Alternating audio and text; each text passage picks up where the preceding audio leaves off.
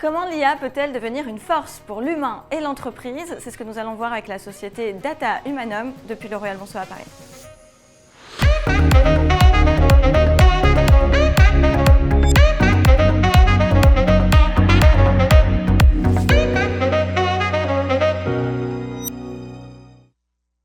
Hélène, bonjour. Bonjour Alexia. Alors, comment est née l'idée de Data Humanum? Data Humanum, c'est un moment de vie pour moi, il fallait que ça s'impose naturellement.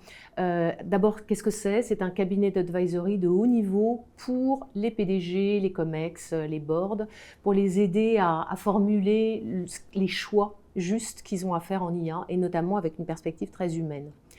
L'idée m'est venue de trois choses. D'abord de mon vécu, parce que pendant 20 ans, en fait, j'ai fait de la transformation, de la croissance autour de l'IA, et de manière très humaine. J'en ai fait un livre d'ailleurs. Également parce que je trouve qu'on est à un moment pivot, comme une sorte de point de bascule autour de l'IA. En fait, on a des choses à faire en conscience autour de ça. Il y a peu d'adoption encore dans les organisations. Seulement 11% des cas d'usage créent de la valeur, 47% des gens ont un peu peur. Donc il y a des choses à faire à ce niveau-là. Et troisièmement, les dirigeants ont besoin d'être aidés avec un regard extérieur parce que ce sont des sujets complexes. Oui. Et il y a une pléthore de conseils, de consultants. Et j'ai pensé qu'on pouvait se positionner là-dedans de manière très pratique et concrète et comme un père un peu. Quelle est votre offre justement? Alors, notre offre, c'est une offre qui consiste à aider à faire les choix justes et à s'approprier l'IA dans l'ensemble de la chaîne de valeur. On l'appelle My AI Act. Ce n'est pas une éthique de conformité, justement, c'est mon éthique à moi en tant que dirigeant pour faire ce qu'il y a à faire dans l'ensemble de la chaîne de valeur de mon entreprise. Et on a 3 niveaux. Un niveau pour y voir clair, qu'on appelle My AI Act. Donc, on défriche. Un deuxième niveau, My AI Business. Tous les cas d'usage, très humains également, pas uniquement business, et les implications, organisation, portefeuille, etc. Et un troisième niveau sur l'adoption, de manière très profonde, pour faire ressortir les ressorts psychologiques un peu de la relation à l'IA et que ça marche. Alors, qui sont vos clients qui viennent chercher vos services? Alors, nos clients sont aussi bien les grandes entreprises, PDG, COMEX de grandes entreprises, ou board également, que les PME et les ETI, on est un peu sparring partner des dirigeants de PME ETI, ou bien également les CDO et les CTO, les DSI également, et tous ont en commun le fait de vouloir créer de la valeur avec l'IA, mais être très concernés par l'humain.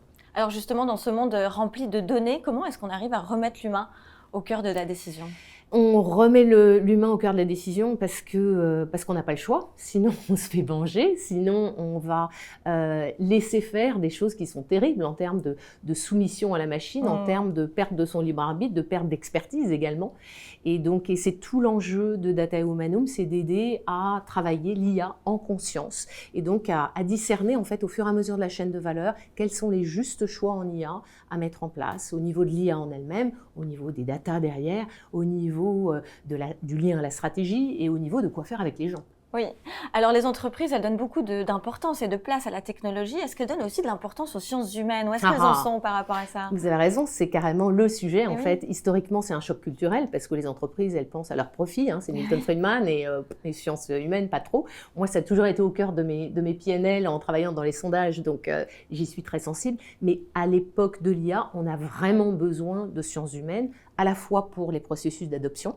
Donc, rentrer dedans la philosophie, la psychologie, l'anthropologie également, avoir du sens, développer du sens autour de ces processus d'IA pour qu'ils soient adoptés. Et puis aussi au niveau des données, parce que si vous travaillez des données avec des sciences humaines, elles vont être de bien meilleure qualité, on ne va pas être sur tout Internet, et vous avez quelque chose qui est beaucoup plus fin, qui va appréhender des choses plus justes et plus fines, et plus humaines. Oui.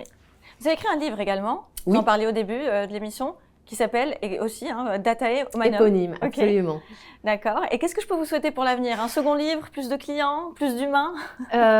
Plus d'humains, plus d'humanité dans les entreprises, plus d'entreprises qui ouvrent les yeux sur le fait que ce facteur humain est essentiel parce que le sens va aider dans le domaine de l'IA à créer de la performance.